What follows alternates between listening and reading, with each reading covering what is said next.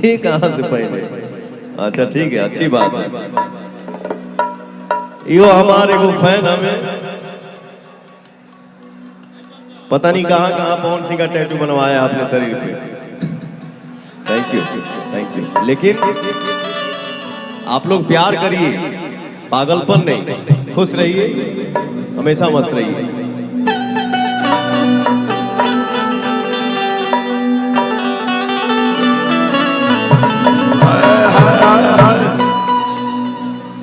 Tips Bhojpuri company से हमारे एक गाना आइल बा,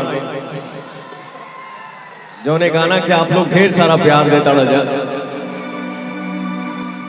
मेहरारू कहलिया कि हम देखी ले रोजे इहे गौर से, राउर चौपर चलता केहू और से। हम देखी ले रोजे इहे गौर से, राउर चौपर चलता केहू और से।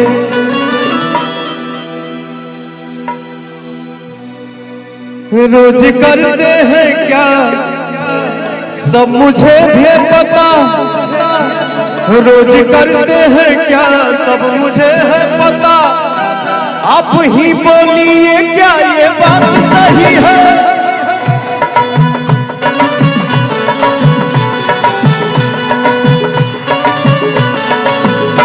आप ही बोलिए क्या ये बात सही है?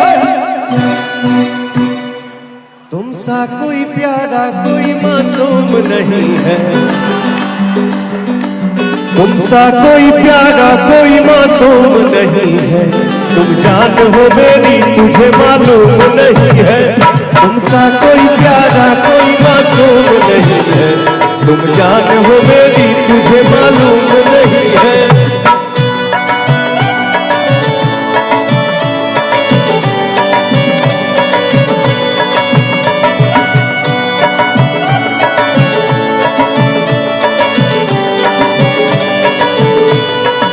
हेलो हेलो,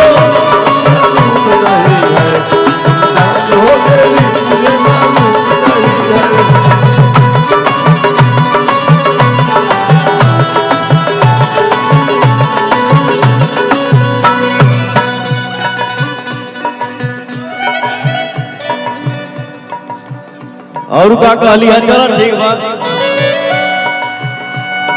डेली रहो या ना जाना लगा, क्या बोल रहे हो?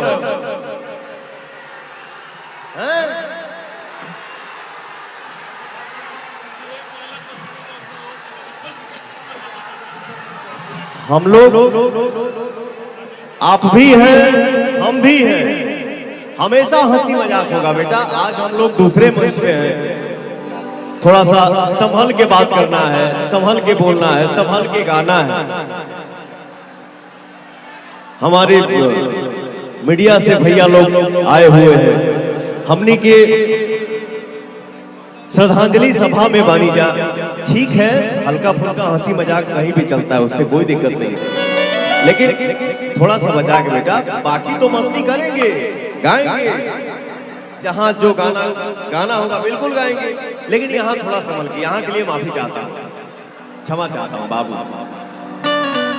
डेली रहुरिया ना जाना लागल होता,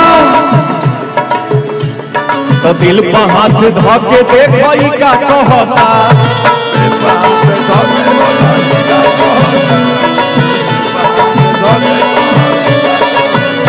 कहाँ से रात भर सब मुझे है खबर, कहाँ से रात भर सब मुझे है खबर।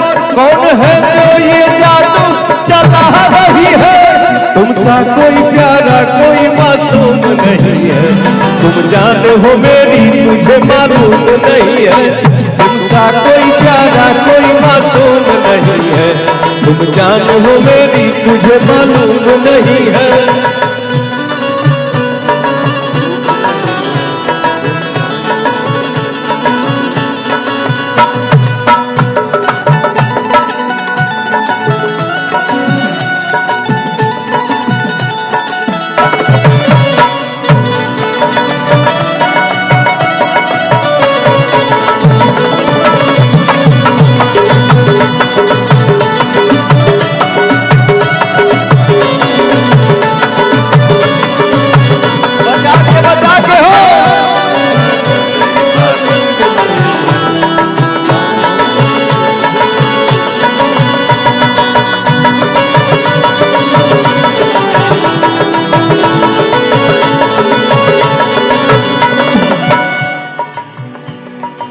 सोचा तानी जितना नादान लड़की हो।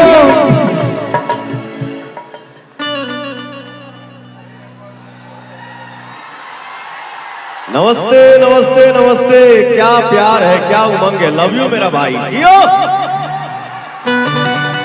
मेहरारू कह लिया कि सोचा तानी जितना नादान लड़की हो। एक अलग सा धोखा नहीं करत जान मामी कसम। धोखा नहीं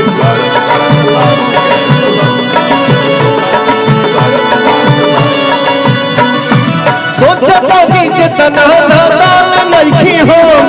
धोखा नहीं करत जान मामी कसम।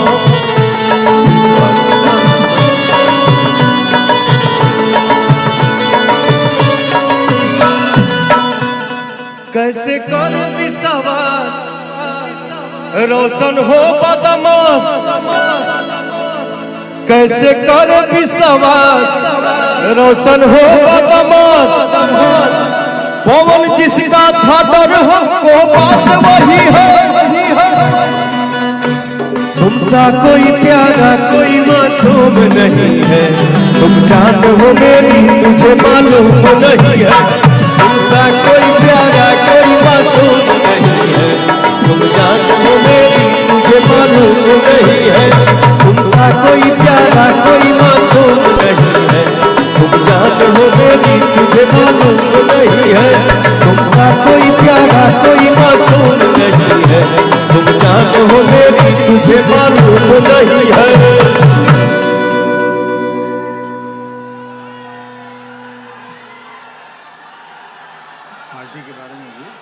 इतना उमंग के साथ हमारे भाई सब यहाँ पधारे हुए हैं, लेकिन आज के लिए थोड़ा सा मैं क्षमा चाहता हूं कि मैं जिस मंच पे हूं तो आप सबका प्यार है, लेकिन मानी जा हमने के श्रद्धांजलि सभा में कहीं और मिलल जाई। एकरा बात तो ठुमका लगबे करी। जियो आयुष्मान कार्ड के बनल बा, सम्मान निधि मिलता है। पहले उत्तर प्रदेश खातिर तो मोदी जी बोलना